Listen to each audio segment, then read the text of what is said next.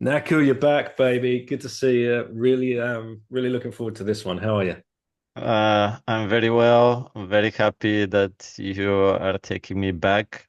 I'm also extremely happy that after your visit in Bulgaria, you are more visible in Noster, and you took my recommendation to interview the Daylight Computer guys, Yeah. Tristan and Anjik. So. I'm very happy that we share another moments here together. So yeah, Yeah, for sure. Nosta is growing. Nosta is growing. Last time I checked, I had about 20,000 followers over there now. So it's real. It's Uh, not one of these flash in the pan things, and it's really interesting. And ah, the more the more I look at Twitter and the more I kind of peel back the onion on the fanboying over Musk, there's a lot of weirdness behind that guy, and I don't trust him one for 1 second. Anything he says or anything he's doing, and of course that platform is being harvested, and the algorithms are just out of control. I still post on there for sure. There's still a lot of value in posting on Twitter because for now, Noster is an echo chamber. Like it's just us crazies over there with the free, yeah. some of the freedom folks, some of the crypto bros, I suppose. Uh, how many other people are finding it yet? And it will need to get easier before we have that mass adoption. But it's being built. The foundations are there, and it's being ironed out, and it's attracting developers. So it's cool. It's great to see something like this again being built right in front of our noses, which is paradigm shifting. Uh, Yeah. it's it's it's The amazing. the thing that I view it is that it's still in R&D for content creators, Yep. but you need to build your base there slowly. Maybe you start with 2%, then 5%, then 10%, but you need to kind of get the idea where the tools are going, so you match them. So the experience can follow what are your needs, because the content creators are the best people that could advise the developers what they should build, because you as a podcaster, you know what would be a best experience for the listeners. So you know the best experience for actually uploading or to make your job easier. And that's why I'm saying to all the podcasters and content creators, go hang out there and share what the developers should do, because the developers are very hardcore introverts a lot of the time, and they think of the tools and not of the experience. But the content Mhm. creators think of the experience and the user, then they will attract all the users. So that's kind of my thought around there.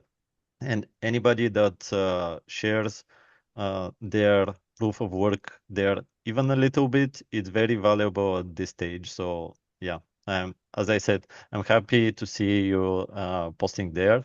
And yeah, that you're sharing the podcast's episodes first there, so you can have a preview. I already subscribed to a few of yours, so yeah. Yeah, there's fanfares as well that's being built out by Simon and the team over there. That's an interesting project because I can upload straight onto fanfares, and plebs can buy an episode. I price it at like 2,100 sats, and they can buy the episode. And if they buy the episode, it's just audio. There's no intro, there's no music, there's no flabble babble, there's no adverts, there's nothing. There's nothing at the end either where I, perhaps go through what we talked about. And all they get is just the raw audio. Click, Yep. buy, zap. That's what I'm getting. Move on with life.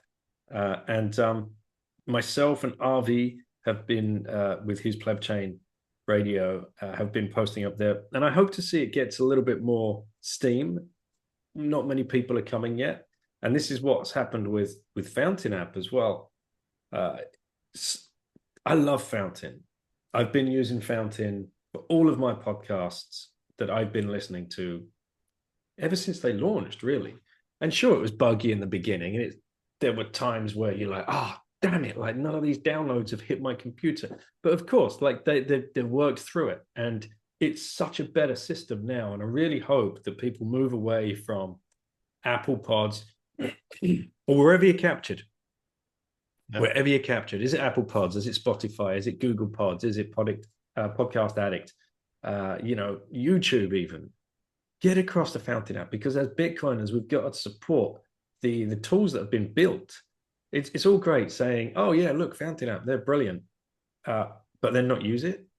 And if you're going to buy a book, if you're going to buy a Bitcoin book and you just go straight to Amazon, it's like, no, we got Consensus Network, Bitcoin Book .shop. Or we've got Safer Themes Publishing House, where it's not just his books. He's got Parker's book on there, Lynn's book.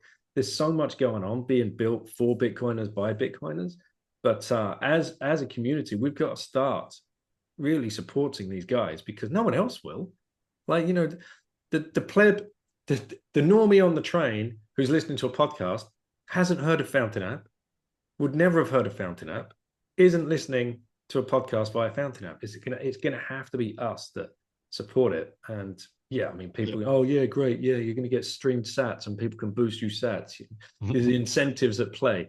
Buy Yeah, it. but it's not only that you're supporting the plebs, you're supporting the whole Bitcoin system. But every time that you go on to your others, YouTube X, and you give a payment there, you're supporting that system. So it's like there's an analogy about the good and the evil in you, that there's a black wolf and there's a white wolf, and which one is stronger? Are your angels or are your devils and stuff like that? And the one that is stronger is the one that you feed. And that's how I see it with the Bitcoin system. Like every single time that I make a transaction in fiat, I'm supporting it. And if I want the other system to be better and stronger, I need to move my energy over there. So yeah, it's not only that we're supporting one, we're starving the other one. Mm-hmm. Yes, I talked about this recently with Caleb. He came on and he was talking about raising Bitcoin, raising people's awareness and consciousness, and this, that, and the other thing. And we kind of mold over this idea that mining fiat to buy Bitcoin. People, that's what they're doing because they need the only way they can buy Bitcoin is to mine the fiat in the first place to get that. But at what point? At what point does that, like you said, at what point in your mind, and is it a digit, right? We're going to get into Yeah. this, the digit laws. Is it a number in your mind that you're perennially chasing? I've got to get to that magic number, and then I can exit myself from the fiat world. But the whole time you're trapped in that cycle of thought, the whole time you're trapped on the wheel, the whole time you're mining fiat to buy Bitcoin, you're validating the fiat system by running on that wheel, by mining that fiat, by giving up your time and your energy 5 days a week, 10 hours a day, whatever it is, plus more because you're on emails and whatever else over the weekend.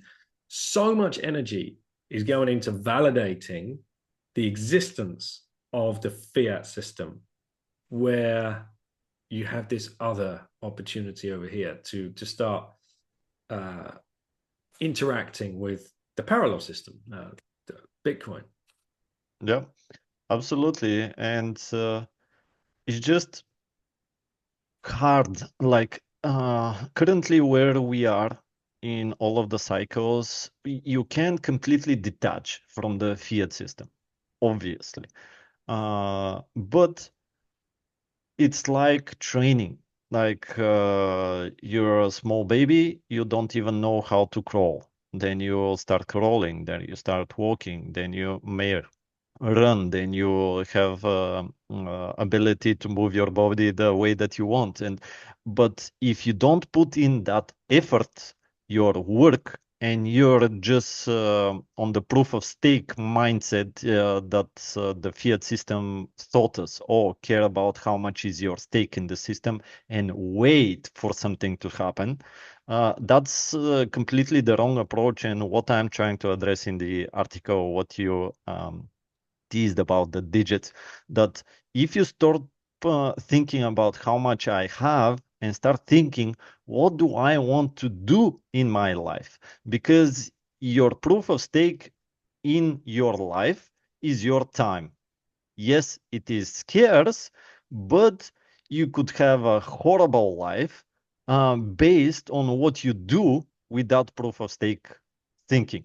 And but when you actually start doing the proper things and you channel them into this parallel system where the only value that comes back to you is the energy that you put into it, and that energy is preserved into the closed system of 21 million, then you go and build the life that you want. Even when going back to our first episode together, that if you don't start with the list, what do I want to have in my life?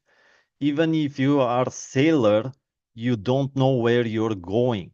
Like, oh, I have 250,000 Bitcoin. Yeah, but what are you doing with them? Are you doing the things to block people to develop this parallel system, or you're contributing to it with your energy and to develop it further?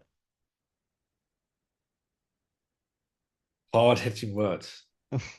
This episode's going to trigger some people for sure. Because okay, so the title of the article, the digit addiction pandemic, and then the subtitle, a look at the compulsive and addictive behaviors encouraged by the structure of the fiat world. And what you posit here is so true. We are all addicted in some way to tracking digits. And you use the example of obviously fiat money. How much money do you have in your bank account? Let's look at this week, particularly at time of recording, we've had the Bitcoin price pump. But pump how? In relation to what? Well, it's a dollar sticker. You know, like people are addicted to watching that. It is. I am addicted to it when it goes crazy like this. This part of the cycle is the fun part of the cycle where you can blow up a little bit of steam. It is human behavior, obviously. So many years of work go in the background, during what is termed a bear market, and facing down all of the nonsense and the fun and the negativity. And if you're in the space trying to educate others, you're up against it, really. Like it's tough. So when these things do happen, post halving, it is great. It's nice to let off some steam, and I get caught looking at the sticker price, Yeah. like with everybody else. So that makes me, as you would say, an addict to the digit. Because what is that? What does that digit price represent? Well, we're all looking at it in the US dollars, right? So who are the lords of those digits? Well, the Federal Reserve. So they still have you by the short and curlies, because you're still stuck. And this is what you're trying to get across in the article, is that you're addicted to the digits. And air miles are another example that you use as well.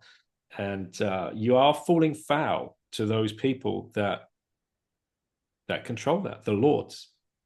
Yep.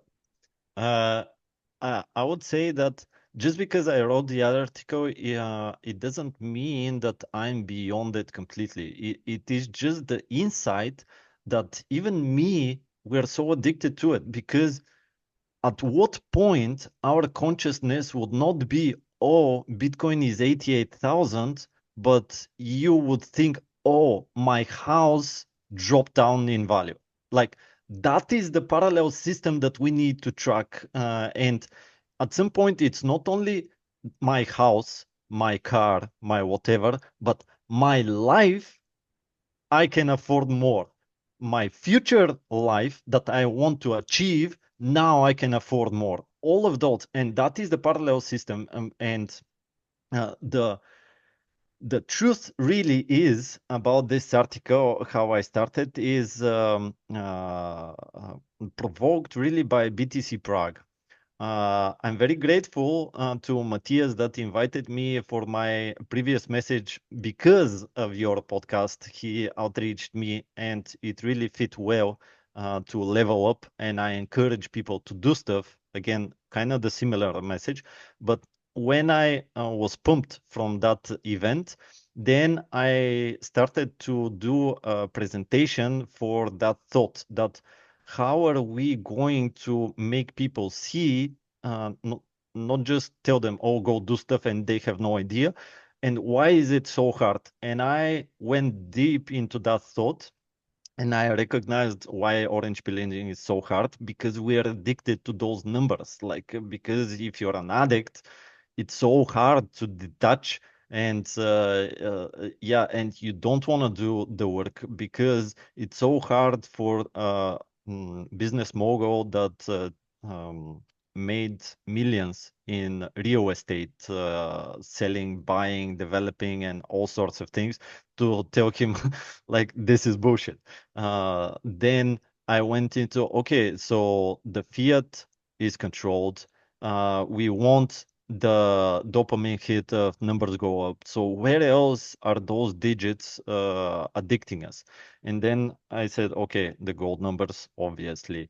Then you go to stock, bonds, everything is chasing that dopamine hit of more digits. And the other insight that I have is that all of those digits are not connected really to reality at the point of creation.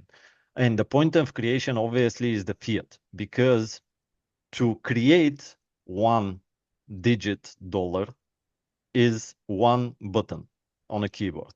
To create 10 digits, it's two buttons. So it's exponentially more and more. And to create $1 trillion, it's 12 buttons. Try to work and have that $1 trillion. It's impossible to be. The work that you put in could never beat the work that the Federal Reserve puts in. Those 12 presses of a button, and that's a disconnect from physics. That the value that we put on those $1 trillion should be very close to the production value or the energy that we put in. But right now we are so much disconnecting the money from reality. And that was the second insight. And I said, okay, based on that, and I will create a presentation, whether I'm invited in BTC Prague, we'll see, again, to share this message. But I created it, and when I went deeper into it, I recognized it's not only those digits that are disconnected to reality, but our whole society is actually developing those tools to play the same game, because the Federal Reserve prints those digits. Now we have loyalty digits.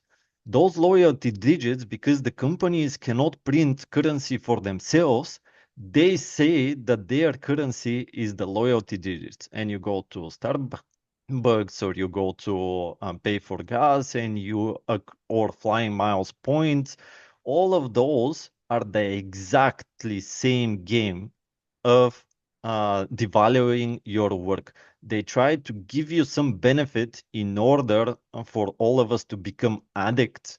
But once you create that addiction, then it's extremely hard for the users to let it go. But that is the thing that traps you, and that is how our whole society and all of those digits are actually devalued.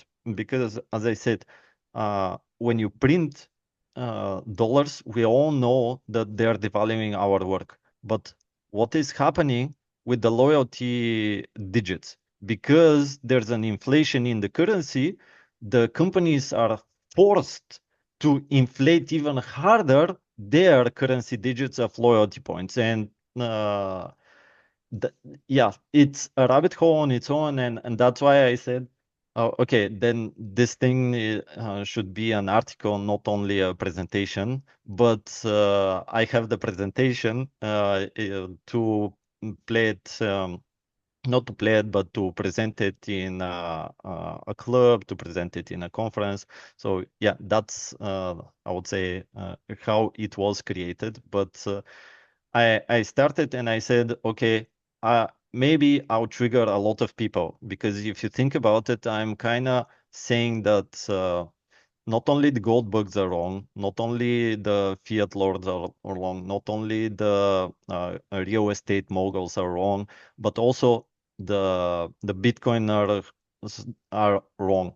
Just because, as you said, you look at number go up and you value this and you completely miss the point. Just because we didn't detoxicate from this, oh, I need to chase digits. Right. So we'll come back to no, actually, so this ties into the classic one Bitcoin is one Bitcoin. Yeah. That's the way you should be thinking about it. Not that one Bitcoin Uh, is $88,000. I would say yes, it's partial, but what I'm trying to explain is that uh, value the work that you do. Like even one Bitcoin is one Bitcoin. Like let's say somebody has 20 Bitcoin and say, oh, my 20 Bitcoin are 20 Bitcoin. Yes, that is the immovable value of the stake in your system. But that's again, that's the scarcity. I'm trying go a step further and value your work. Now you can, this tool that is immovable will make your work easier and easier. And now, when you can afford everything that you have for your life goals, what is beyond it?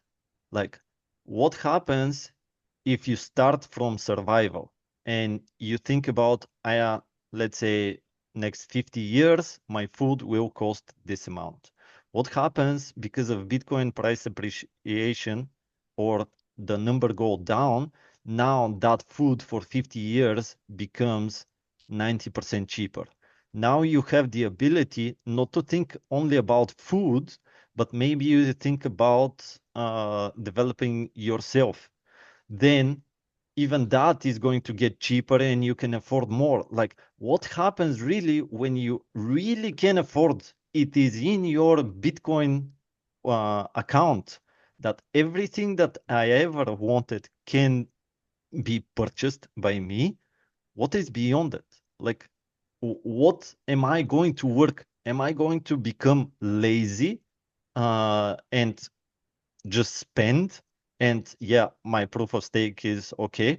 Or I'm going to contribute more and you're going to climb up the, yeah, Maslow hierarchy of needs, from survival to transcendence and everything else, to become really much more spiritual. And I'm tying it back to Jeff Booth, that yeah, it's going to kill your ego just in a very sneaky way, but we are still very entrenched into those addictions just because we live into the other system, and this parallel system, uh, it kind of looks the same, but if you really think about it, it's completely different.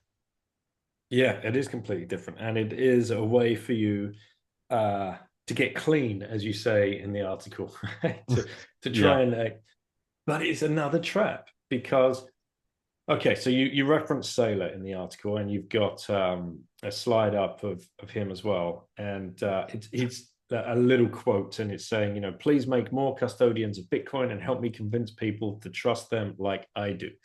So you're having a kind of a little playful dig, and I've thought about this a lot as well because and now, like you're tying what you say, you're tying your work to the value of your Bitcoin. Now, if your work is, oh, I've worked out over the course of many hours of thought and advice how to enter the debt markets to get as much fiat currency as I possibly can, which is printed out of thin air in many cases, uh, to acquire as much Bitcoin as I can, then I think you're trying to make the argument that he's definitely stuck in the digit addiction. Uh, And is being preyed upon by the digit lords, who are the custodians ultimately of that Bitcoin. Yeah. And I'm using him, first of all, because uh, he's well known in our community, but it's very easy to compare because if I talk just theoretically, it's harder for concepts to be understood and for me to explain them. But yes, he may well be trapped, but it's also a mental thing for everybody that cheers him on, because, as I said, let's if we think about health, let's say you work out every day and your body is saying, great, and I need to put in that amount of work to make your muscles bigger, to make you stronger, so you can continue the work that you want to do. But what happens if you say, oh, I'm now strong and I'm not going to do work? So you go to proof of stake. Your body will start giving you inflation of that proof of work. You will be able to do less and less over time, but it's really not less and less. Just the system optimizes. The system um, does not want to waste energy maintaining your muscles and makes you weaker. And that's the same thing that in the Bitcoin system. Yes, we're attracted to the number go up, but just like Seller is doing, he is making richer everybody that invests in his company. He is supposedly the Bitcoin uh, part of everybody based on shares is more. But the whole point is that you don't have that Bitcoin. Not only that you don't have that Bitcoin, but as we talked, he is making the black wolf stronger.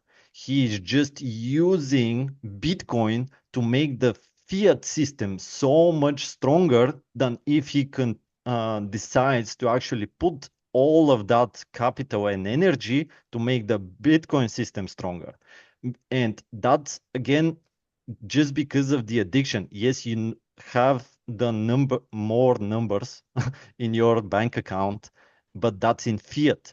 Every single transaction that you do there, that's making the system stronger. All the call, the put, the trading, the whatever illusionary engineering stuff that are happening is making the fiat system stronger. And that's really what I'm trying to convey in the article, that if you don't view as two different systems and to clearly separate them, you are actually going to fall down into the trap of, yes, I'm detaching from one digit addict and I am connecting to another digit addict, which is the same system.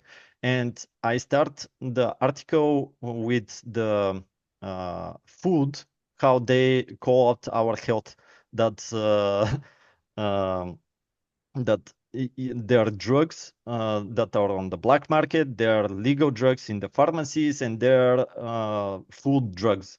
And the system optimizes that if you're not addicted to something, it's fine because you get addicted to some other substance, and that's okay. But if you completely opt out of, I don't want to take drugs in any sorts of way, that's how you defund the system and you feel better. And that's what I'm saying, that if you don't understand that we are all addicted to those digits going up, you're completely going to miss the point, and we're going to create digital gold captured 2.0 and not actually digital gold that's in my vault and I have the freedom that I want for my life.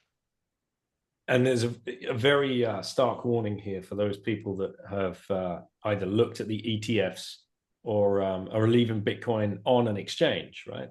Under the stewardship of these digit lords, of these custodians, because and you use the example, you've got Peter Schiff's slide in there as well. The gold, like the gold market. is just such a mockery. The amount of paper gold in the system compared to the actual physical gold that exists in vaults around the world. There's a huge difference between that. So it's been fractionally reserved. That is a complete and up, and people will buy gold ETFs to get in air quotes exposure to gold. No, you don't. You don't. You have exposure to a digit, and that's what you'll be doing if you're buying the Bitcoin ETFs and falling into that trap. And if you're leaving your Bitcoin on an exchange, uh, you're just digit watching. And Yep. the Lord, the digit Lord, whether that's a Coinbase or a Kraken or a Gemini or whoever, uh, it's their Bitcoin. It's not your Bitcoin. And Yep. you're just addicted to either opening that particular app and looking at how many dollars that's now worth, or just tracking the Bitcoin price and then, doing a quick bit of math in your head. Dangerous place to be. Absolutely. As we say in soccer, you're bull watching. You're not seeing the big picture. Yeah. And just to make an analogy, I love analogies because it speaks to some people, but what you said, just to show it right now for people watching, like, do you see, I know it's blurring, but do you see this line? Yeah, you got a ruler out, a 30 Yeah, centimeter ruler. yeah, but do you see it? Yep. Yeah. The reality is that you don't see it. I see it. You see a projection on your screen that's not reality. And just because you see this ruler, that doesn't make it real. That's how they are going to capture a lot of Bitcoiners. They are going to project some digit on their screen and they think that they have the real thing just because they see something. That's completely different than me having it. Bitcoin is a bare asset. If you don't bear it, that means you don't have it. And it's not that what Sailor is doing is completely wrong, especially for people that can't buy for whatever reason.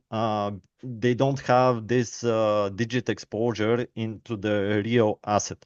Yes, he's making the life easier for some people, and I do think all of those things that, let's say, USA starts accumulating Bitcoin, or all the countries, it will be good to decentralize power on that level, but it's bad if only one country accumulates. Yes, the custodians need to be decentralized, not all of the ETFs to be in one point, which is what's happening right now. Like, that's ridiculous. But I'm trying to say, recognize the differences, and one has benefits and limitations, and the other has different benefits and different limitations. Because all the people, oh, I want to take credit on my Bitcoin and stuff like that. Sure, if you want to make it's not if you want to make, but recognize what you're doing. You're doing that one system gets stronger, the other doesn't. Yes, you are going to make Sailor much more richer, but he is the only one that has the real thing. And it's not even him in reality, because even those coins are not in his possession. But I'm really trying to say to recognize what are the differences so you can make the proper choice. Because even now you can have, let's say in wallet of Satoshi, some sats for spending just because of the ease of use or whatever. But if you think that you have them and for whatever reasons those digits disappear, it's not that the reality disappeared. It just reality said that illusion is no longer relevant. Just like FTX, they showed you they showed you something on the screen and you thought that you have some digits that you're addicted to. And when reality actually is discovered, just like Bitcoin, that those digits are not real, then the market reprices that illusion. And it's usually we say it's a crash. But no, It's just that illusion is no longer believed by people. And we're at a dangerous inflection point right now, I think, because a lot of people on Wall Street are suddenly crawling out of the woodwork. Howard Lutnick was at the Miami conference announcing that BGC partners are going to start offering financial services in air quotes to Bitcoiners. They've put aside $2 billion, I believe, for just assist that. And I don't even know, when you actually read through the announcement, is pretty unclear as to what they're even thinking. I'm assuming it's going to be some kind of yield product, and Yeah. this word yield in Bitcoin is just being thrown around, and is thousands of percent uh appreciation in your net worth over one cycle not enough? Like this, there's we're trying too hard to think about. And what are you going to do? You're going to place your Bitcoin. So let's say you've taken self custody of it, and now you've got to place it again somewhere. So you're giving it back into you're feeding the black wolf, to Yeah. use your analogy. Yeah. In return for what? In return for fiat money. Of course, we all need fiat money, unfortunately, to If live we have to still. stick with the analogy in the article, you're feeding your addiction in the end of it. Because if you don't get detoxicated, you're still going to chase the digits. Like if you don't recognize what that they captured our complete minds and all of the systems with digits that are not connected to reality, that's what we are all chasing, that dopamine hit, and we're trapped there. Because I also say in the article, there are digits that are connected to reality, like length, like temperature, like weight. All of those digits are again an abstraction, but that abstraction is directly connected to reality. And now, for the first time ever, we have money that we can't break that connection, because gold was that thing. Silver was that thing connected to reality, because you can't put uh, a, hu- 100 digits of 100 on 1 kilo of gold and say, oh, this is 100 kilo. Like you can verify that because it was connected to reality. And now money in a form of Bitcoin, that is the tool that we all have, that we can verify, is it real or is it not? That's the thing. Because even if I give you a weight and I tell you, oh, this is 100 gold, and I give you how do you call this in English? That you put yourself Oh, uh, you weigh yourself on yeah, scales. yes, on a scale. Yeah. Yeah. Even if I give you a corrupted scale, you're still going to sense, oh, there's something wrong there. It doesn't fit, and you can go and check another. So the scales, all the digits, it's not only decentralized that we all know what are those, but also the verifying mechanisms are all decentralized in those worlds. But in all the digits that are not connected to reality, that they're pushing through dealers of ETFs, through dealers of gold bugs or whatever, all of those are getting more and more centralized, and you have to believe the central point. Are they true or are they not? And again, recognize all of those so you can take the proper decision. And when that illusion breaks for any reason, because I'm not saying that people will and try to manipulate Bitcoin. I'm saying that even if they try to be ethical, there's an error between when I give you money and then there's a delay you buying the real Bitcoin, and then there's a delay of displaying that digit on my screen, and that error will compound more and more. And the people that are going to bankrupt this cycle, companies or people, are the people that that error was too much, and it will be reviewed with enough time. But now, the next 10 to 12 months or however long, we're in the the addiction phase on steroids. Like, yeah, the number will go up. And I was participating in one virtual talk in a community that they're saying, do you think that this is the life cycle and the number will go so high up and we can finally retire? And the sentence before was, oh, Cardano, is it going up? And I'm saying, like, you have no idea what you're talking about. Like, we are going to have so many cycles just to clear, because reality doesn't care what we think about. Reality just is. And you either use it correctly or you get wrecked at some point, probably. But if we don't completely recognize the addiction system and the freeing system, we're going to have these cycles with 70, 80% drawdowns just because we didn't view reality properly. It's interesting that word retire as well, right? Because there's so much baked into that. That's another um, fiat world addiction. The idea that just another 10 years, just another 15 years, I'll be retired by the age of XYZ, and you put a number on it. And it's like this thing this dangled carrot over your head, and then you've got an idea in your mind of what retirement means to you. Well, I don't have to get up every Monday morning and get on the tube and go and do this and do my commute and yada yada yada. So a lot of people think, oh, I will get X amount of Bitcoin, price is going to moon, then I can retire. Yeah. And what, Just like like the muscles that we talked about. Yes, I get fit and then I stop working out. yeah.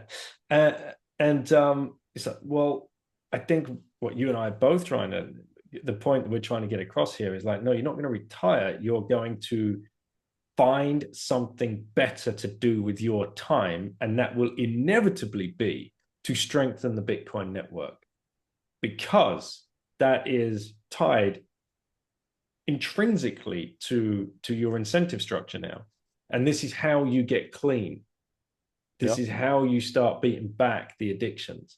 And it's not like you're going to sit around doing nothing. You might do for a couple of months, treat yourself, take a rest, defrag, try and get all of that fiat crap out of your mind. But at some stage, you will find a way to add value. Human beings, we're not idle. We want to do. We want to help. We want to build. That is just in our nature, and this is how we will find new people.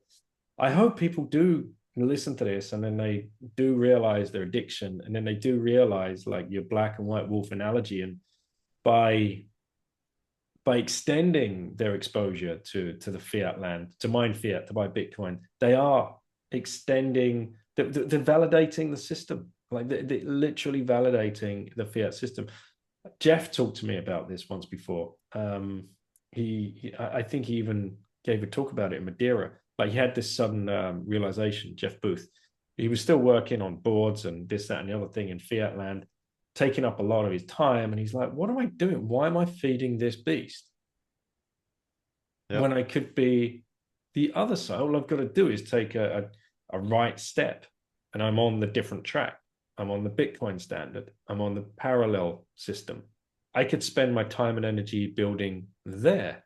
But then, of course, he had to brainstorm, what are my skill set? What can I do? How do I bring my best self to that system? And that's where ego death formed, the idea of creating a fund. Now, I'm not saying people listen to this are going to go and create a fund and do whatever. That's just one person. You could go and write children's books or something. People are doing that, like look at Lena and her cartoons and what she's managed to do. She's put her skills and her effort there and exited fiat and, is running on a Bitcoin standard. And there are more and more people doing this and able to do it. And I think just taking that first step is the biggest blocker. And that Yes, is yourself in your own way. And that is understanding a lifetime of programming that you've had up until now. absolutely. And why I use even the articles those words that it's an addiction, and also because it fits. Let's look at the steps of AA. What is the first step thing? You have to recognize, just like Jeff, that you have a problem. And then you go through all the others, and the 12th step, which cements you that you're curely um, that you're finally cured, is that you help another one. That means that that is the final step that I am going to contribute work to somebody beyond me. Because even if you recognize, yeah, I have the addiction, and you say, oh, I'm going to have the real thing in my possession, if you are just stuck there, you're not helping the whole ecosystem. Yeah, you make it the digits more scarce because you're taking in them of the market, but it's not the point to have them in your possession. And then when you try to spend them, you go back into the other one. They will lure you back in. That is their game. Like if you get detoxicated from cocaine, the dealer will not like it. They will try to get you back in. They'll give you samples. They'll give you better product. They'll give you all sorts of things that fiat digit lords will come to lure you back in. That you say that they'll give you more digits than the digit that you have in Bitcoin. And that's again, if you are just stuck in how much I have and not really contributing to the whole system, it's very easy that they'll get you back in. Uh, and that's why I'm really trying to make this analogy of the addiction. Like, are you completely cured, or you just recognize something and whatever happens, and they get you back in? Let's take another example. And I don't know how hard you've thought about this, but just to make it again clear about the podcasting scene. We talked a little bit about Nostr, but we think that we're helping with educating people on podcasts, and that is valuable on its own, obviously. I would not be here if I didn't find your podcast, Safe Edin, Robert Breedlove, all of those guys. That is very important. But the podcasting experience is still in fiat. In the podcasting experience, if if you make a podcast, it's you're giving the value for free, but that means that now you're making me into the product, just like social media. And you go get sponsors, and that means that I am your product and you're selling my experience. So that is kind of the system behaving in a way that, first of all, it centralizes, because if you get one sponsor, that that sponsor will focus on how much sales they have, because that's the thing that they want. But that means also that you're not allowing other sponsors of that type to market themselves in your podcast. So there must be some exclusivity, or what is kind of the point. But that's again in the whole experience, what I'm trying to explain, that whole system is optimizing on this thing. And if we go back to my previous articles, now let's think if we actually make a split payment, that you don't have to interrupt my experience of learning, but you actually invite, let's say, your sponsors of Relay, and they in that episode talk about their product, and all of the time you have a QR or something in this parallel system. I'm going to buy the product because you talk in the episode. I'm not interrupted about something else, but in the episode, I talk about it. And you directly receive your portion of that sale, and they get obviously the majority because they are the manufacturer or the people that give this. And now you will optimize my experience about what's beneficial for all parties. I'm not the product. Now you will appeal to me, and that's again just one system. And is that what I'm trying to say possible in YouTube, possible in Spotify, or it's possible on Nostr? It's possible on that parallel system with Bitcoin and split payments with the Lightning Network and stuff like that. And that's what I'm trying to say. Recognize how deep, extremely deep we are into the one system. And if you don't actively search how to optimize everything else, it's very easy to think that I'm doing better just because we are talking right now. Yes, we're doing one part, but how much deeper we can make it better? Because if we don't build those type of solutions, and I'm just one example of what I'm saying, maybe you think of something completely different. But are we trying to heal and make the other system stronger than what we have, or we just get captured in a slightly different way? You're 100% right, because and I've thought about this a lot, because the capture is here in the podcast scene, or in the music scene as well. I was doing an interview yesterday with Aaron Dawn and Longy, a musician who's currently found Bitcoin because of his friend Aaron introduced him to it and started uploading his music onto Wavlake, and now he's being orange pilled by the fact that, holy shit, like my music on Spotify, which is completely gate kept and I get absolutely nothing from, it is this Wavlake experience is completely different, and Fountain app as well, and we already talked about that. And Nosta being at the very cutting edge of this and really very nascent, will grow into these areas. And I'm up for it, because once I've done this recording, what have I got to do? Well, I'll edit it, I'll write some show notes and yada, yada, yada. I'll do that kind of work. We have this hour and a half conversation. You and I have built a relationship over however many years. There's real work that's gone into that. And then I take all of that that's happened, and I upload that to a faceless RSS feed. Who owns that? And that gets pushed out. Well, it's all under Spotify at the moment. That gets pushed out onto the other platforms and blah, blah, blah, blah.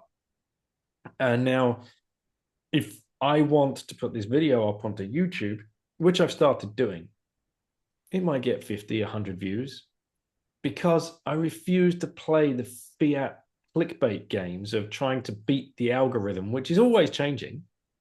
People spend so much time trying to figure out the algorithms and what's the best thumbnail I've got to, what's the best sound bite. I need at least 10 sound bites. I've got to A/B test the titles for my, make this one a bit negative, make this one positive so you can catch it. But yeah, like that's exhausting.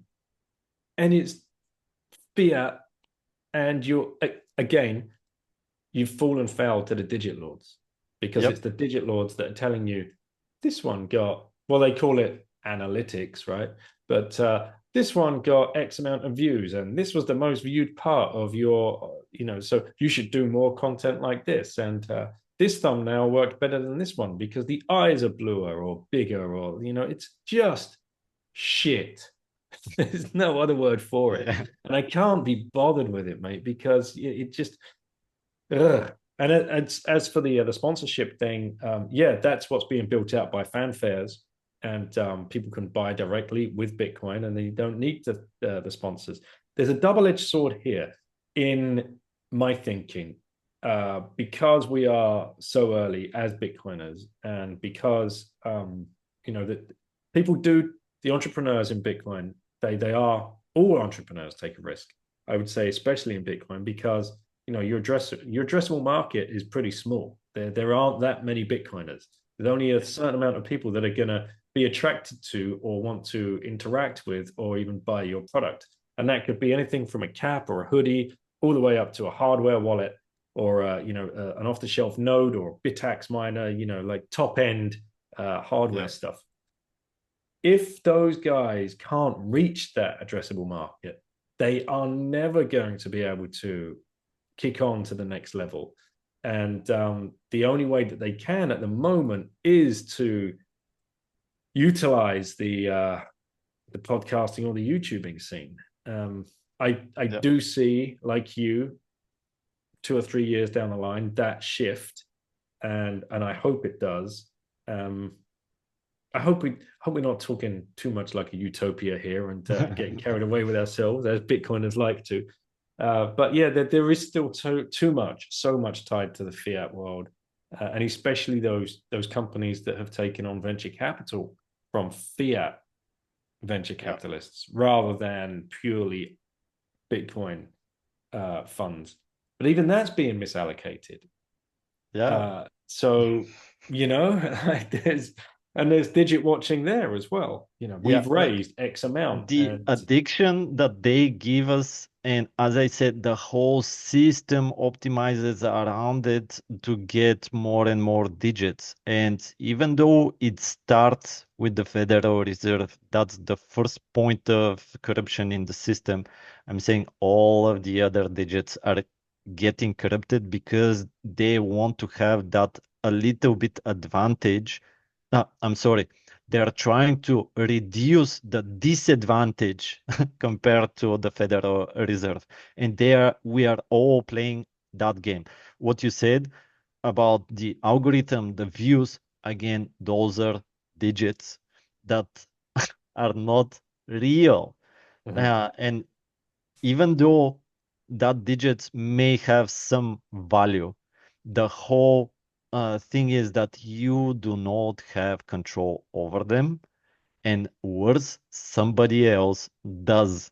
That is the whole point, that we should get connected and work in the system, that nobody controls the digits, that nobody is a digit lord. And what I kind of end the article with is that in the Bitcoin system, uh, Bitcoiners are detoxicated. They're trying to get rid of all the addictions and trying to improve the Bitcoin system. They're building tools to detoxicate other entities, people, and experiences, and nobody is a digit lord. And in the other system, the digit lords will do everything and anything they can to keep that privilege. Just some digit lords are bigger and more powerful than the others. It doesn't mean that all of them are not playing the same game. YouTube wants you addicted to their screen and their digits. The Federal Reserve wants all the countries to be addicted to their fiat digits. The ETFs want you addicted to their digits. All of them are playing the exact same game. And uh, we need to recognize that we do not give back the control. We're trying to keep more and more control, and which um, actually manifests as freedom to do what you want. That's where we want to go, and it's again not in even in the numbers in cold storage. It's in the work that we do to get those numbers in the cold storage.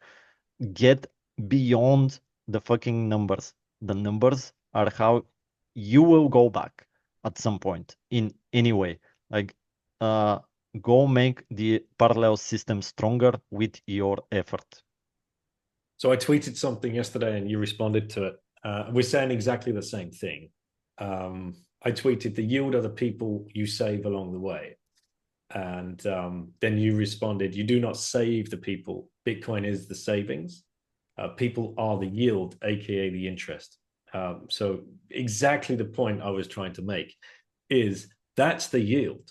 The people are the yield, Yeah, because the more we can save from, uh, okay, so perhaps save is the wrong word. The more people we can educate about Bitcoin and help them along their way to reach conviction, to be able to step back, take a look at this, assess, look at their addiction, and then move away from it. And like you said, what was it? The 12th step is when you help somebody else, right? How many of us have done that? Like, this is the saddest thing I hear from people. It's right, I've given up trying to orange pill people. It's too No. exhausting. Like, no, Yeah. this is the work. This That is the is work. how we go back. Like, yeah. If you've retired in air quotes and you're out and you're in the parallel system, the work is educating and orange pilling other people, because that's the real digit we want to see. If you want to stay addicted to digits, number of people go up, because if we can get the number of people going up, that's the real connection. That's the yield, because the yield is the improvement in society. That's the yield. That's how humanity gets lifted. That's the interest, if you want to use that term. The yield or the interest isn't finding a clever way to place your Bitcoin with a third party custodian so you can earn some interest on it, maybe, Yeah. depending on the small print and whether you ever get that Bitcoin back. And don't forget, you're paying interest on fiat money that they've loaned to you that didn't exist in the first place. Like, you fed the black wolf. Like, it makes no sense. Yeah. And the network effects that are going to happen in Bitcoin, just because Bitcoin is digital, it's not physical like gold, that all of the currencies everywhere, what I explained, all the loyalty points, all the currencies in the games, they can all be on Bitcoin. And imagine that the 6-year-old kid that is addicted to the game now can earn SADs out of that addiction. That will cure him. And then he will or she will have a power to go buy a better computer all by their own.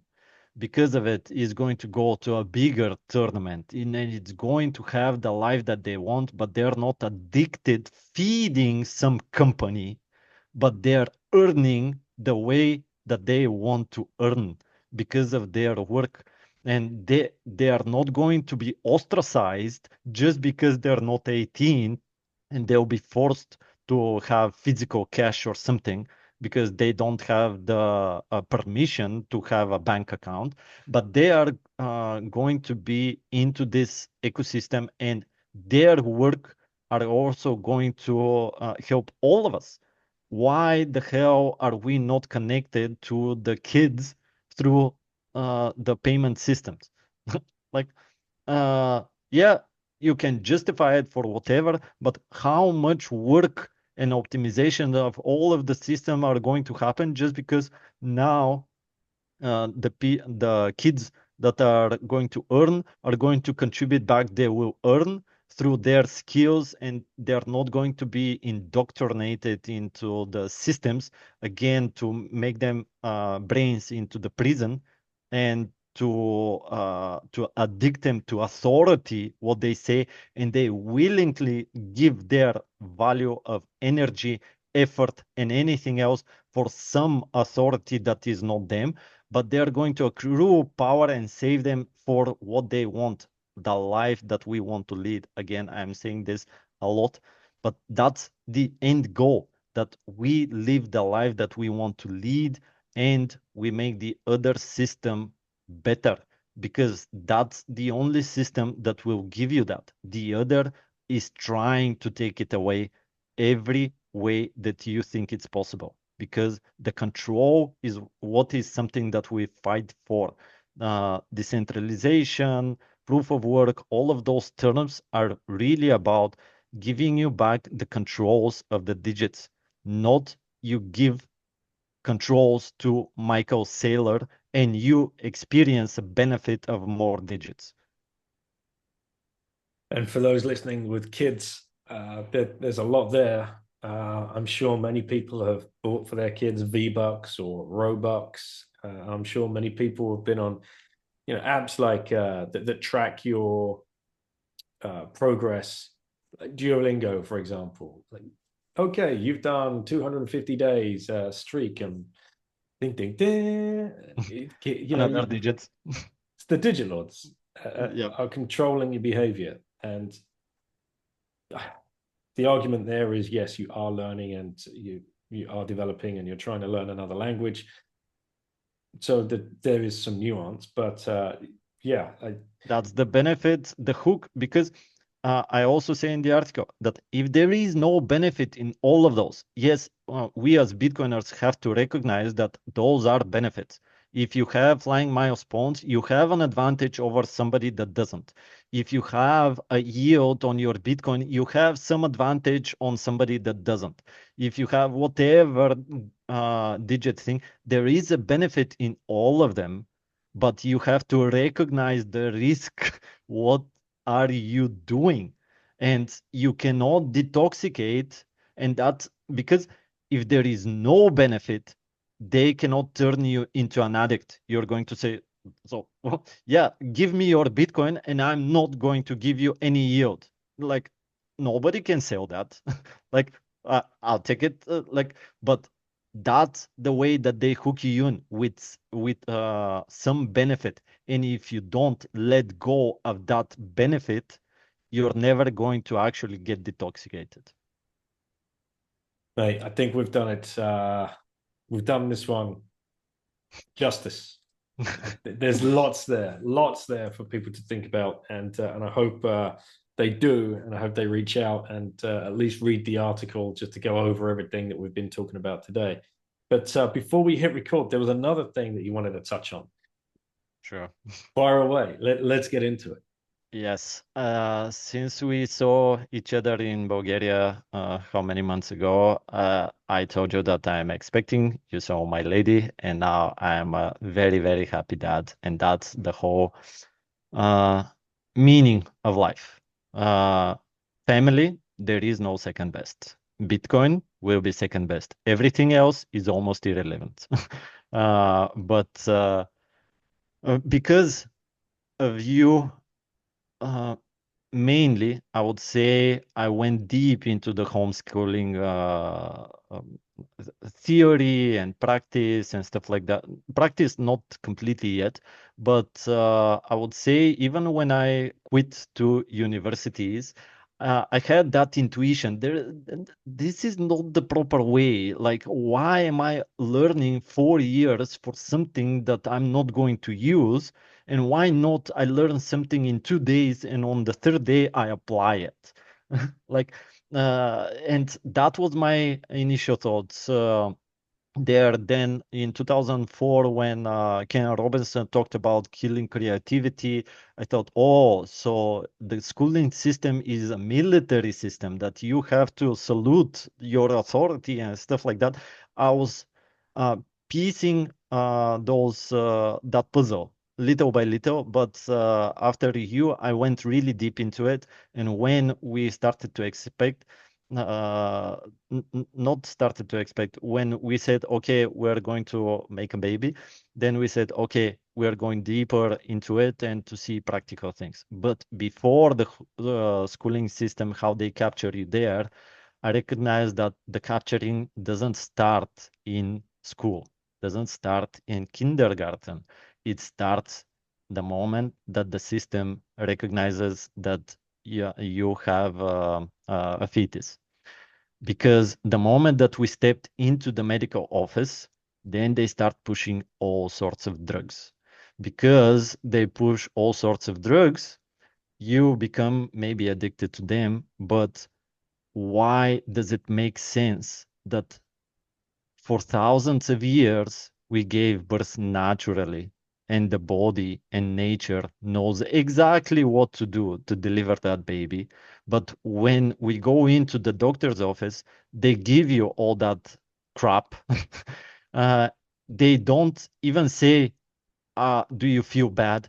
They just give you some foliatic acid or Folic something. acid. Yeah. Yes.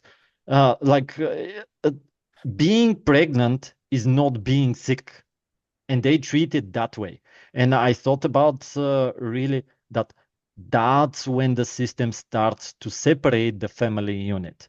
It's not in kindergarten. It starts in the medical system that if they make just 2% inflation of your body to be a little sick, now that is how they capture it. And because it's authority, and you grew up into the indoctrinated system as a you believe that authority, and that's why Rockefeller funded the medical industry and the schooling industry, because he was not dumb. He is evil, but he definitely recognized that those are very important parts in that whole capturing of our brains is one thing, and the other is capturing our bodies.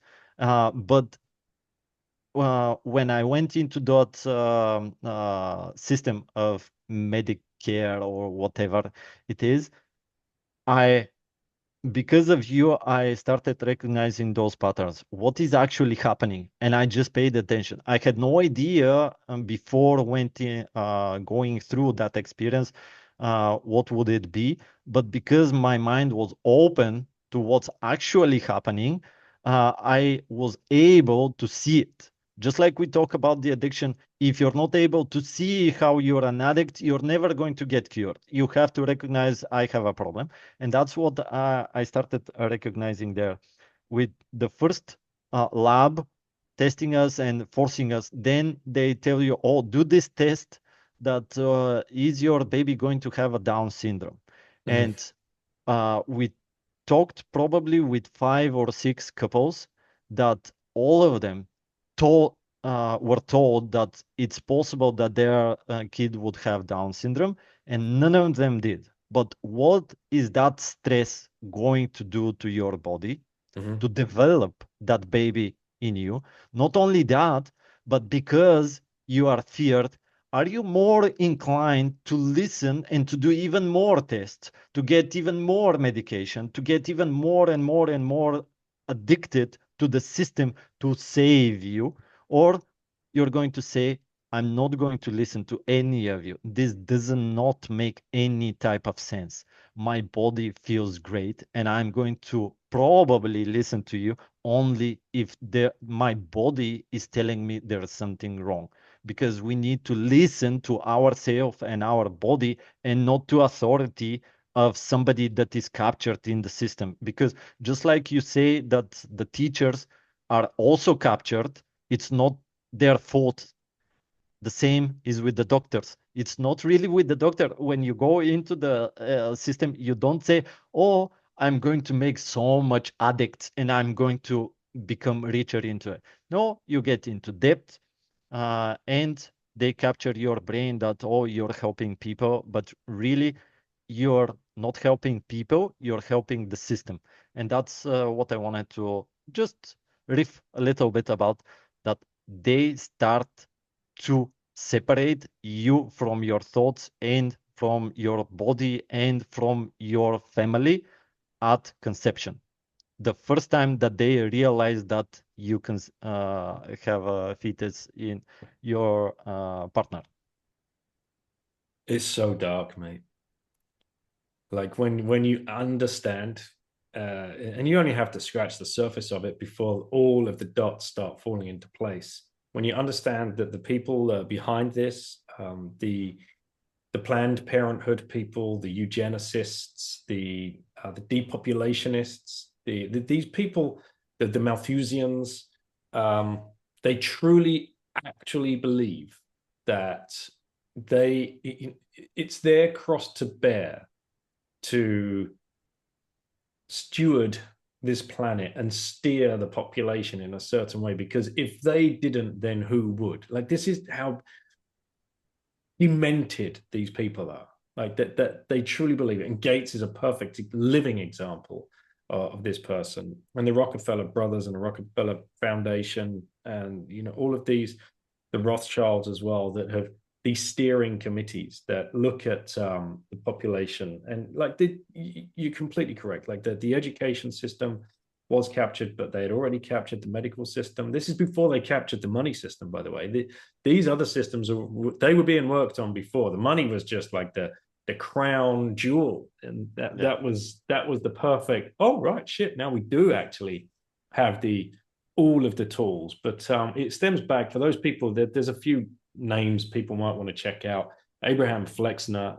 It all this kind of stemmed from his report, the Flexner report, which was published in 1910 under the guidance of the Carnegie Foundation, under the guidance of Rockefeller as well. And basically, he came out in that report and completely derided any kind of natural homeopathy, any kind of eclectic medicine, anything that we've been using, botanical therapies, or anything like that. Complete and utter derision, destroyed, quacks. That's where the term quack was really kind of pushed into like the parlance. And he also came to the incredible conclusion that there were too many doctors, far too many. And then you have the creation of the American Medical Association, and on top of that, in 1910, to really kind of compress all of this, in 1910, the formation of the General Education Board, which was a secret. No, I've got the dates wrong. 1902, this went down. The General Education Board. So the General Education Board came first, and that was used to, on top of the Flexner report, to then fund. Is that, oh, too many doctors?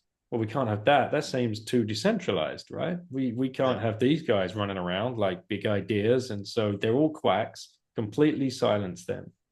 Get them corralled into the universities. Rockefeller funded universities under the General Education Board, and create this monopoly. How do you create a monopoly? Well, you make it freaking difficult for people to get this medical certificate, right? You own the certification process too. The only way you're going to get this certificate is if you tell people this, and this thing. And by the way, this is all allopathic medicine, which is derived from oil products. Who was controlling the oil? Guys, it's not a fucking conspiracy. It's so freaking obvious when you just follow the money. So you train these people and you shake as many people out as you can by making it 4 years of hell and really, really difficult. So you've now got a real core bunch of people that are brainwashed and indoctrinated by the training that they've been through. And they're told that they are the 1%. You are the special ones. You are the ones that made it. Go out now into the world and heal your people. This is why GPs, and sorry if I'm triggering any GPs here, this is why you're dangerous. Yeah.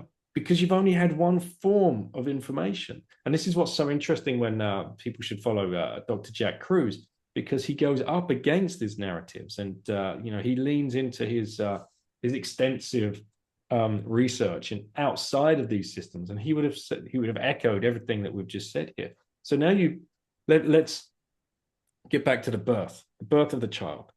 The very second that baby comes into this realm, should be the most wondrous, and it should just be straight onto the mother's belly, straight onto the mother's chest, body to body contact. Nothing else should be going on. Preferably husband right alongside, perhaps even family members with a little bit of experience. This is what would have happened thousands of years ago. Now, at best, I think you could get like what they call a doula, and people can go back and listen to my episode with Katie the Russian, home birth maximalism. So you've got some other person in there that might be able to help if something, God forbid, should go wrong. But instead, what do you have?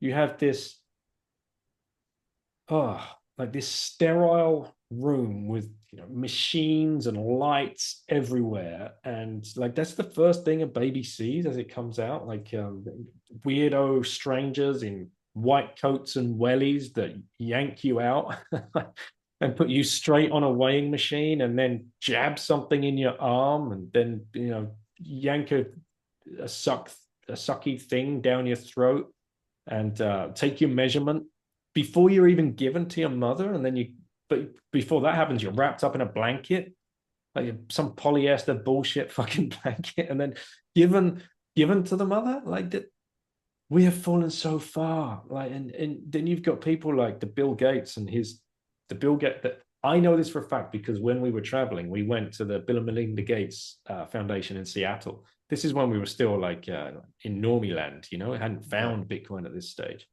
And you go there and it's like, oh wow, look at all the wonderful work they're doing with polio, and look at all the wonderful work they're doing with randomly circumcising young boys in different parts of Africa. This is great for humanity. And look at all the wonderful work they're doing, like outsourcing all of these other vaccines to try and cure like this whole continent that like it's just basically their petri dish of testing like depopulationist agendas.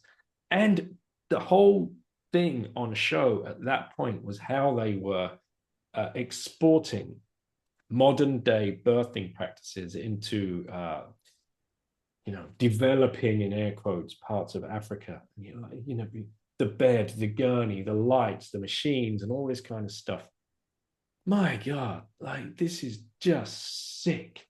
And you Yeah. cannot put a price on the psychological trauma that that does to a brand new human life as it enters this world.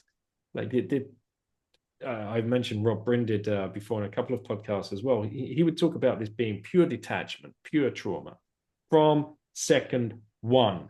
And if you don't think that that has been carefully planned and thought through by the people that seek to control you for the rest of your life, you got to think deeper. Yeah. And I believe that they didn't start here. They started with 2% inflation. They started slowly, systematically, and for the 100+ years, that is where we are here right now. And my message, just like Bitcoin, even if you don't start big in Bitcoin or whatever, start somewhere and you're going to reverse the trend. You get back the control, you get back the relationships that you want to have. You're not forced to tolerate authorities that you hate. You're not forced to tolerate people in working that you don't want to be there. But going back to what you said about the second that you get your first heir, like that is a traumatic experience on its own. And the thing that comforts you in those first seconds is the touch, the physical touch, skin to skin. And that is taken away from you again. The good thing is that over those 9 months that we were expecting, we kind of find okay-ish place. It's not perfect, but we were still didn't wanted to take the risk of the first birth to be at home. Like we don't know, second of all, in Bulgaria, for example, it's not illegal to to have a home birth, but it's also not illegal for somebody to be helping you there. But it is if the system finds out that medical person helped with home birth, they can take their license. So it's not illegal, but we're going to punish you by taking your income.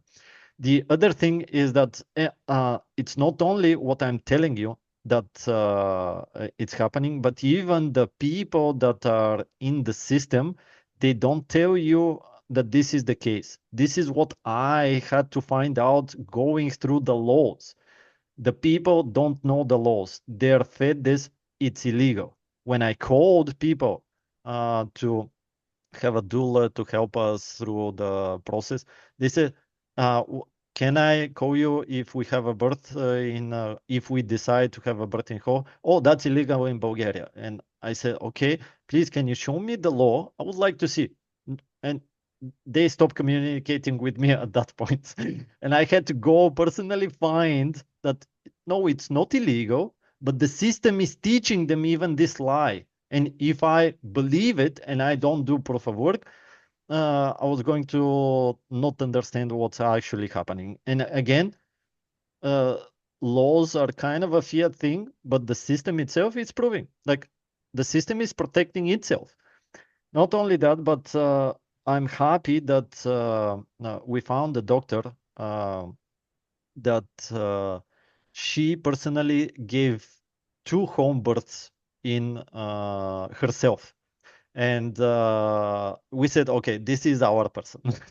Yes, we're going to a medical establishment because if everybody told us that the first birth is the hardest.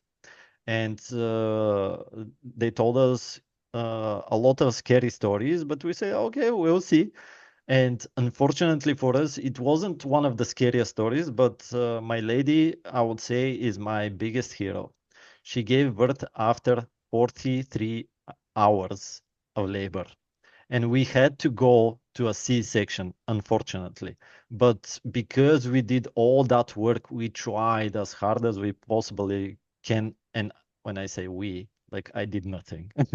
But she's definitely a hero. And when we did the operation, because of the mentality of that particular team of the doctor was with our mentality. She was trying to fix the system from within because she was fighting outside of the system, and she said nothing was happening.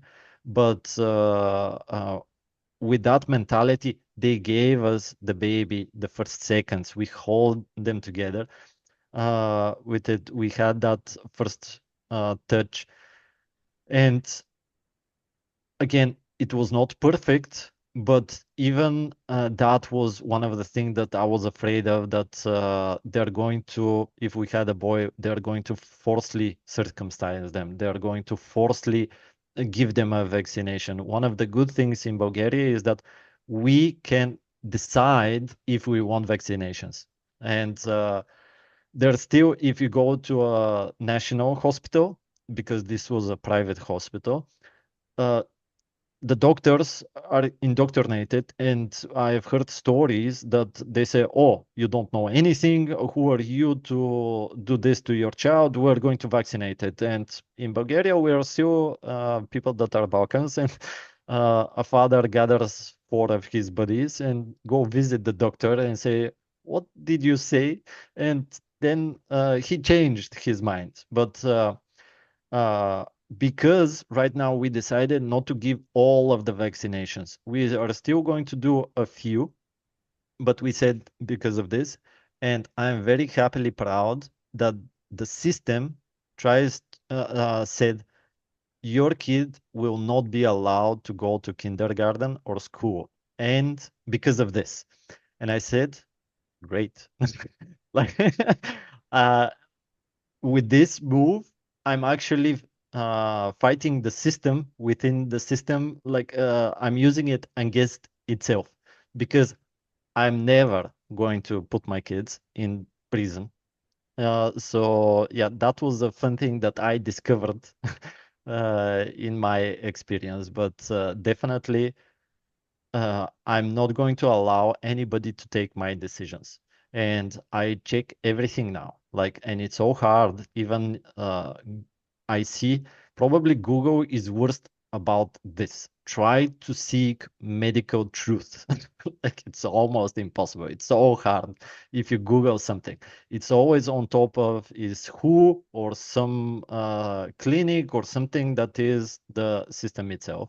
So yeah, definitely listen and try to find people that are talking in uh, podcasts or in journals that are not established journals, or stuff that are like outside of the system.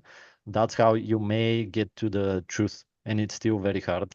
But that was an experience that I wanted to share with the audience. Like, and uh, not even that, but you start there. But I started to recognize, okay, you're put in prison in school, you're put in prison in kindergarten. Where are babies put in prison? And I said, okay. They said, go have a crib. How does that crib look like? It's a prison on its own. And we said, no, our baby is sleeping with us in our bed. Like, no fucking way. Like, and then I said, okay, what about the stroller? Stroller is another small prison. And up until the point that I cannot physically hold her in my arms, she will be in our arms walking outside. Like, we almost didn't use the stroller. We used it one time because we had to. But when people also, when I walk with Megan in my arms, people light up, they smile. How are they going to, like, you're deprived even in those small things that are connecting you to people Mhm. just because you put your baby in a stroller. Like, but I'm really thinking, again, nobody actually said, oh, make strollers from the system, I think. But the system is optimizing itself based on those results that is trying to help you, trying to give you that benefit, and you get used to those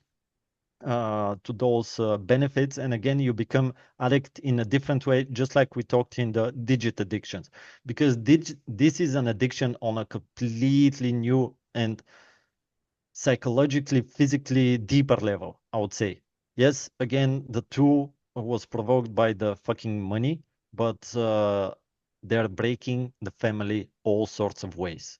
So be aware. And I love that Bitcoiners are making more and more babies, but don't allow any system to separate you from them. 100%. And yeah, I'm glad you brought this up because yes, we see on X or Nosta people posting all the time, just had a baby or expecting a baby, and it's so great to see. And I hope that yeah, the stories like this and more podcasts about this specifically, like with Katie, uh, people will start looking at it differently. And if you are, of that age and you are looking to start a family, redefining family, rethinking about it, because I've had my time. My kids, they were all born in medical institutions, and they all had the vaccines right at the beginning, and as did my wife, as she was going through her process, and we went through the whole Down syndrome's test and all of this, like completely captured. And I'd like to think if we had a chance again, we would rethink it deeper. I didn't have the time. I was the guy on the hamster wheel, right? Yeah, I just passed all of this off to my wife. This is your job to go and think about it. That's the wrong way. That's the fiat way, and it's a real shame. But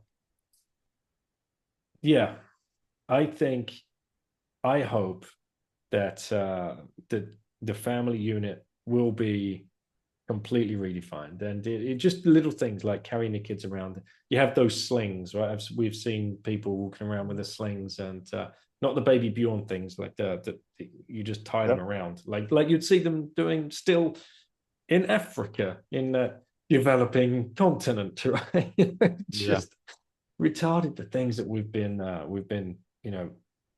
taught about. And not only that, I was at a meetup last night, our local meetup, and there's a guy there with him and his wife have a new baby, and she was halfway through a PhD at the local university, and she's like, "No, I'm done with that. There's absolutely no value in that. I am now 100% mum, and I this is all I want to do, and I want to have another three minimum." And I want to spend every minute of every single waking day with them. And he was so happy, and they're going to homeschool, unschool. They're going to do their thing. They're not going to bow to the system. And this is because Bitcoin has enabled them to be able to think this way and opt out of that other fiat system. And well, the other thing that happens these days is like the mother gives birth and then the baby's in daycare at the age of 1 month, or a nanny is looking after it from the age of 1 month, and someone else is bringing it. Like, this is an What the attack on the hell are you family. It's so doing? bad. Like, yes, like this is uh, this is so bad. I also when I see the father taking his own kid away from the mother, and the kid starts crying, so hard. Like what the kid is saying that I don't have a relationship with you, I have with my mother. And uh, that is just visible. But you willingly to say, go to daycare, go to this person, and thinking that they will care more about your baby than yourself.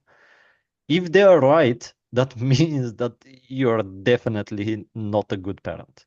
But almost never that is the case. So why the hell are you doing this?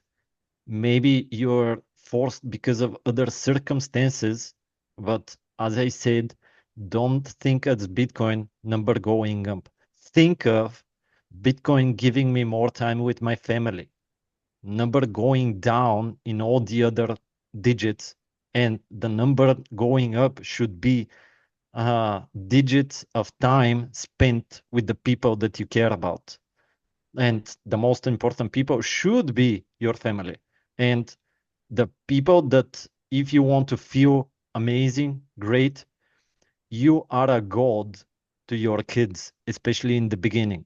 So why are you missing that opportunity, even from a narcissistic reason?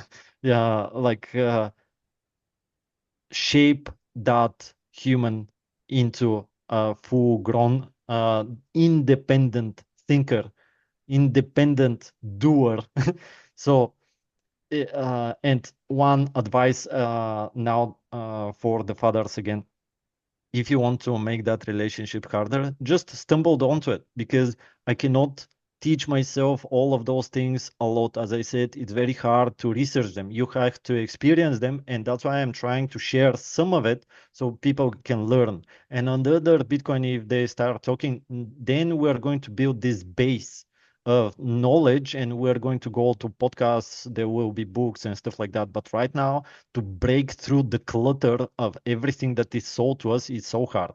But the mother obviously in the beginning has a huge advantage, and it should, about bonding. I stumbled onto that the only advantage about the bonding of the father is exactly the walks outside, because it's in my arms, and because I'm holding her now that it's getting heavier and heavier, simply because the mother just gets tired easier. So I would say for all the fathers, this is an amazing experience. Go outside with your baby in your arms and see all the connections, direct or indirect, with all the people that are going to look at you because of your baby. So yeah, I would say that's an advantage to really bond with your kid that I stumbled onto. Beautiful, mate. Thank you for sharing. And it makes so much sense. And yeah, now I think about it, when mine were little and I'd be walking around them, and people come up to you, they talk, and like it's amazing. Whereas if you had them in a stroller, you just walk straight past and you're just an NPC and nobody even bats an eyelid.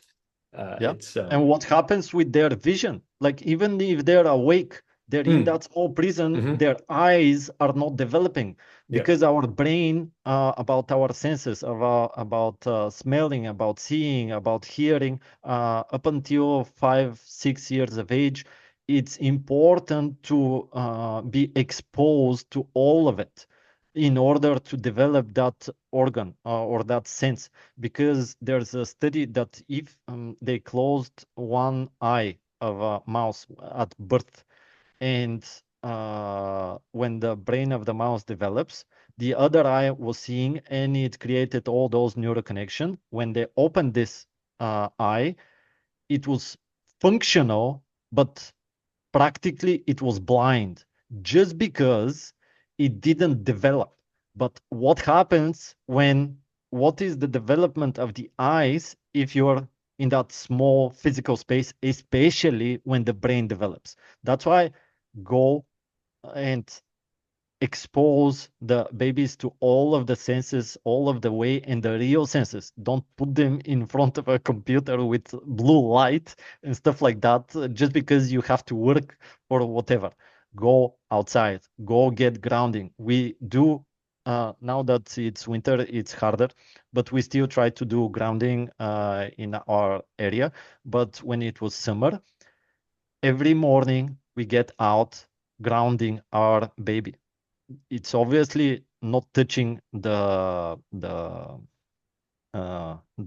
grass itself, but when I ground myself with my feet on the ground and I physically skin to skin touch her, I'm grounding her every morning, every evening. That was our ritual. And think about all of it.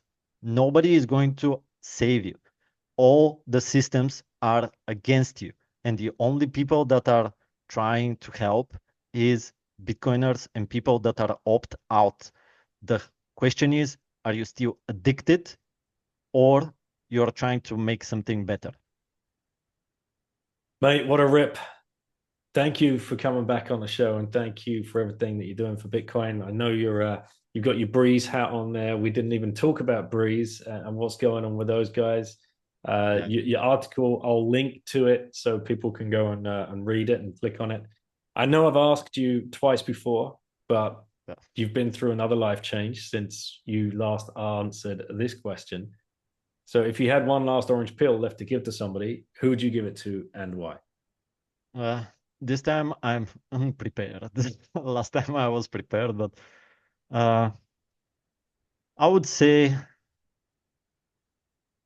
yeah, I would say somebody in the medical industry. Like I have no idea who it is, but selfishly, I would say the director in the hospital that I am in. So yeah, definitely because I understand the medical establishment, and as I said, I don't really understand it, but because my eyes were open because of Bitcoin, now they're open for the medical system. They're open for the religious system. They're open for the schooling system.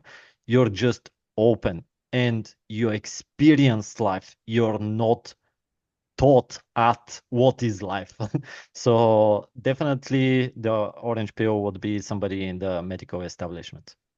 Fingers crossed that somebody does wake up. And it's interesting to see that RFK, his Make America Healthy Again, he seems, from what I can tell, to be 100% genuine with that. I can't speak the same about anybody else that's currently in the news in that domain or close to him, but he knows.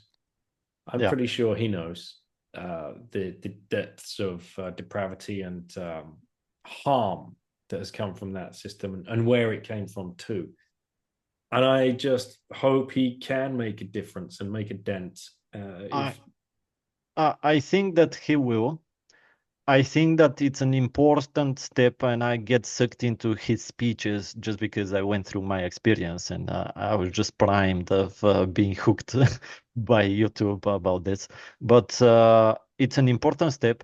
The whole point is, even after he succeeds, is he going to try to decentralize all of it, that's right. or he is going to be the Michael Saylor in the medical industry? Is he going to develop the system that is currently, but just in a different way? They're going to try to hook you in. Remains to be seen. And Yeah. fingers crossed that he can make a difference, because if he can make a difference there, he'll make a difference globally as well. And we can all start healing together. But Bitcoiners are going to lead the way. That's 100% for sure. So go find your local plebs. Make sure you're hanging out with them. In real life meetups are just so pleasant, incredibly informative, uplifting. And if anyone's listening to this and still hasn't been to an event or a conference or like just Make one. opened Orange Pill app and met your nearest person, you're doing it wrong. Yeah. that you've got to get out there and meet them. So thanks, mate, for coming back on the show. And where should people, if they want to reach out, what's the best way to find you? Where do you want to interact with those people? I do want to interact in Noster, but still people are not jumped in. In Twitter, I'm Naku 2000, NACKOO 2000. So yeah, reach out every single orange brother or sister is welcome. So yeah. Excellent. Thanks, mate. Well, have a great day, and thanks again for your time. You too.